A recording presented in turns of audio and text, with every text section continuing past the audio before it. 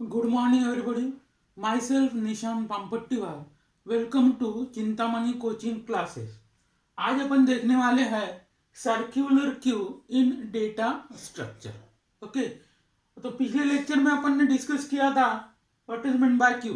Q में दो pointer होते हैं, फ्रंट एंड रेयर. तो फ्रंट क्या करता है, इंसर्शन. फ्रंट क्या करता है, डिलीशन के लिए इस्तेमाल होता है.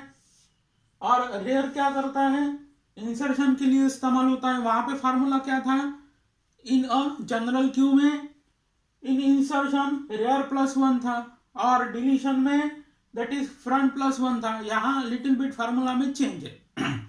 अब सर्कुलर क्यू क्यों आया, तो क्यू और सर्कुलर क्यू में क्या फर्क है. अगर क्यू में जो भी एलिमेंट अपन ने डिलीट कर लिया, वहां पे अगर दूसरा एलिमेंट रखना है तो it is quite complicated to store atom or element in terms of that be particular location. It is not the easiest way. So in terms of circular queue में क्या हो रहा है कि पूरे नंबर ऑफ लोकेशन पे अपन को फिर से डेटा रखते आता. ओके, तो फर्स्ट पॉइंट देखेंगे. In this case rear pointer can point to the beginning. Rear pointer can point to the beginning of the queue which it reach end of the queue. तो rear pointer कब point करेगा, इतना point ख्याल में रखिए.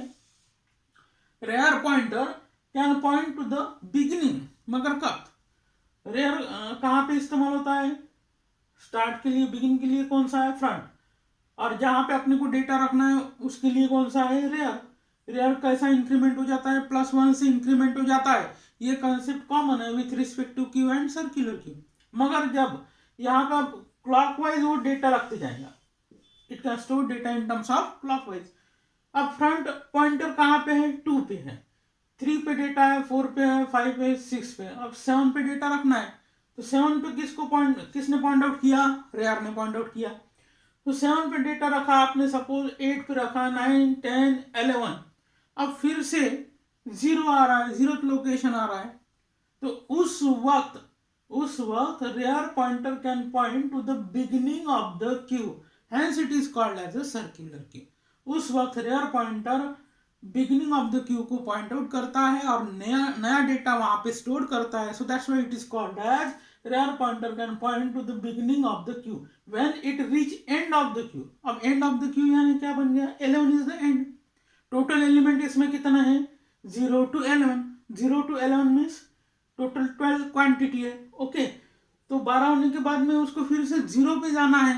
तो 0 पे जाने के लिए उस वक्त कौन सा पॉइंटर काम में आता है, रेयर पॉइंटर काम में आता है. So this is the peak point. Okay, next advantage क्या है with respect to queue and circular queue, empty space can be filled again using rear pointer. तो ये इसका बहुत प्लस पॉइंट है,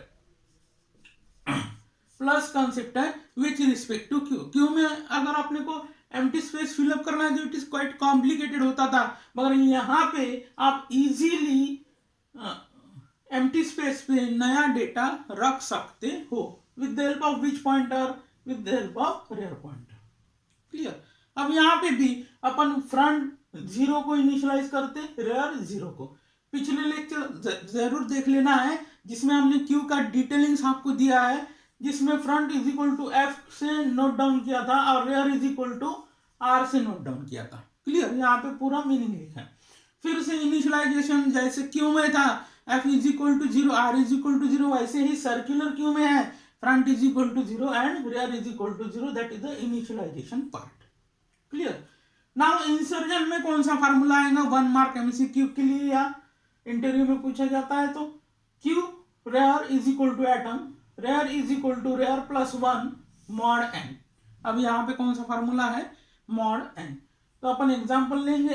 N means total number of location कितना है, 12. N is equal to 12.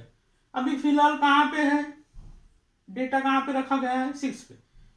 तो 6 + 1 mod N means 7 mod N is equal to क्या है, 12. 12 की वैल्यू पुट करेंगे, 7 mod 12 is equal to 7. 7 mod 12 is equal to 7.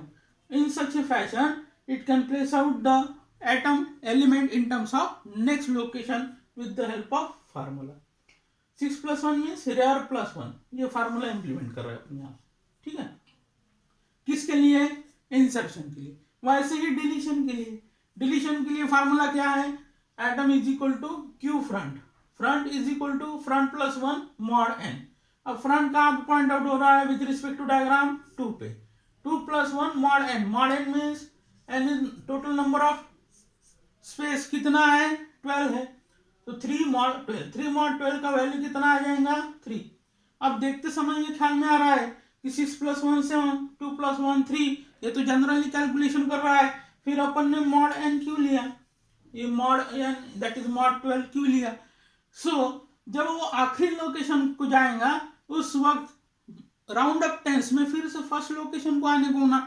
देखो यहाँ पे एक एग्जांपल लिया है, ऐसा डेटा फिल करते करते अपन 11 तक गए, लेट अस कंसीडर 11 तक गए, तो क्या होगा?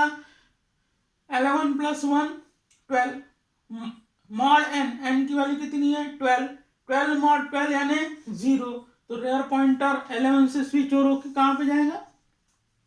11 से स्विच ओवर होकर कहाँ पे जाएगा? 0th location. So that's why in circular queue this mod concept has been implemented. So this is the differentiation between circular queue and queue. So circular queue is more advantageous due to which parameter? Empty space can be filled again using rear pointer. ये concept ख्याल में रखने का है 1 mark MCQ के लिए। उसके बाद में रेयर का फार्मूला ख्याल में रखना है, उसके बाद में फ्रंट का फार्मूला ख्याल में रखना है, ठीक है। Thank you for watching the video. Please like करिए, शेयर करिए और सब्सक्राइब कीजिए। Thank you.